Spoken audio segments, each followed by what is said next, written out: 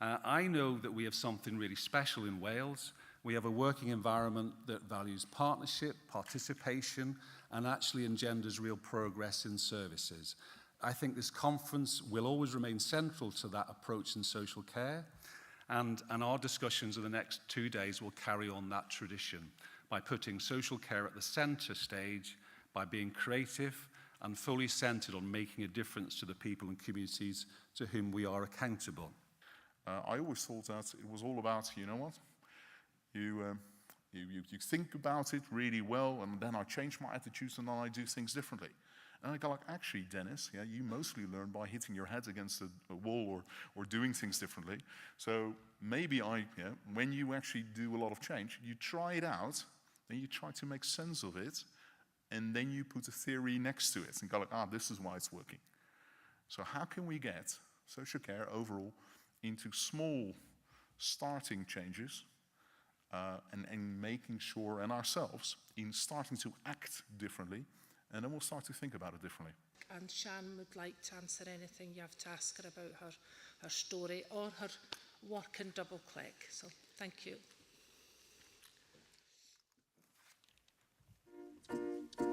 Exchange is a network that is going to try to bring together those doing research, people with expertise, people who've got expertise from research, people who've got expertise from practice and leadership within children's services, and crucially, at all our events, also people with direct experience of services themselves, to create ongoing conversations about how research can make practice better, but also how a detailed knowledge of practice can make research better. As the Welsh Government, we are committed to partnership and joint working, which improve the personal outcomes for and promotes the well-being of all people. We understand that services are better, both more effective and more efficient, if we work together. We need only to turn to the Intermediate Care Fund and its legacy of successful delivery through joint working on areas as diverse as preventative and reablement solutions, single points of access, housing and telecare improvements, rapid response teams, dementia care, and 7-day social work support for evidence of this. Everybody is going to need to be making some kind of change, and what I'd also like to suggest is that every one of these people is likely to experience at some point an immunity to change around something they very much want to get better at. And that we need to be generous to ourselves and to other people, and to be able to be open to that airing of the having of the conversations that can be very challenging. If you create a culture in the organization or whatever small team, size of the team you're in, where the expectation is that everyone can grow and that everybody is a support to and model of one another's development, you have a much greater likelihood of being able to create lasting change because you are doing it all together. So when we add it all together, what we think we're seeing is a very slow-moving paradigm shift. So not something that's happening dramatically, not something that's changing day to day, but something that over time is moving us from one concept, one framework of how we think about public services and into another framework. And it's about that relationship between us as citizens and public services and governance in its broadest sense. What matters to people wasn't always the first thing they said. We learned to think about people more deeply and to use our time with them as opportunities for a clearer understanding. And then we began to reinvest our staff time in doing things that achieved what matters. For some people, that meant investing more time initially, but the more successful we were, the more we could pull back. Learning journey with everybody else. So when we were looking at what we did, measuring the number of demands coming in, seeing how long it took to implement those demands, and thinking about the difference between what we learned were what mattered to people. We call it demands in Vanguard, but you know what matters to people against what we have been delivering. That was just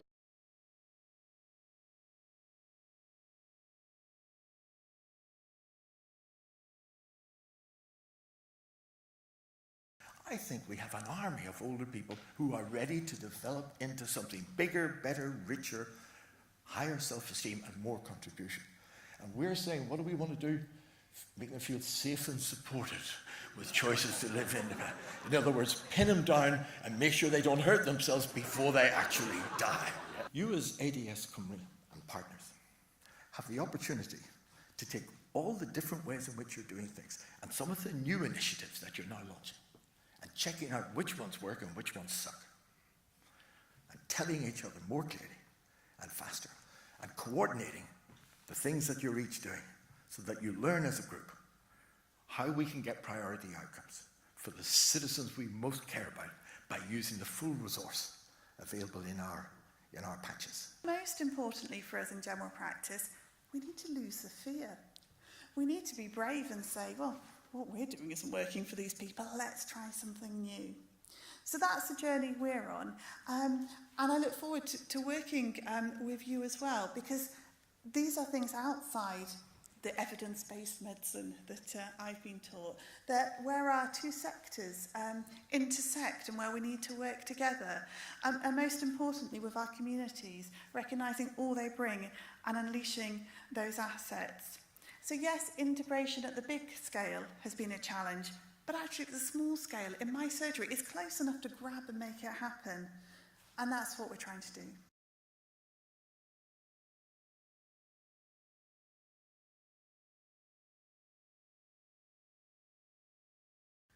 Critically, we're at an important fork in the road. We've got to work together. It's crucial that we work together as partners to co-produce these solutions for our futures. Our citizens deserve nothing less. Even when I was in care, I left care 6 years ago. Even then, the idea of young people actually dominating the agenda was bizarre to some. It was just unbelievable. So an example of this is review meetings. Not feeling involved from the start, I've been there. Who are these people? I've been there. Meetings taking place in school time, which is always horrible. People not spending enough time with young people, so the professionals and young people are just completely separate entities almost, because the young people have no idea who these people are, what they're from, why they're talking about the young person's future. I've heard all these comments before. I've experienced these feelings myself, and Voices has heard those comments a lot as well. I'm sure you've heard through all of these over the years.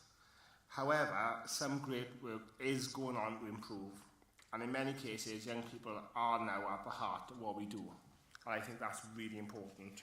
Whilst we've got a gift of a piece of legislation that leads us from prevention through to good care in a co-productive way at the end of somebody's life, we've got to accept the fact that the financial situation is not what it was when we started to write this document.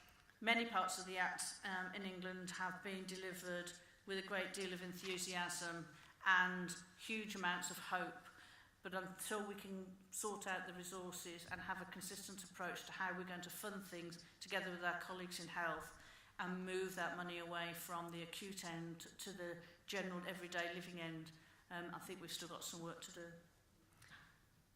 It's an incredibly untidy subject.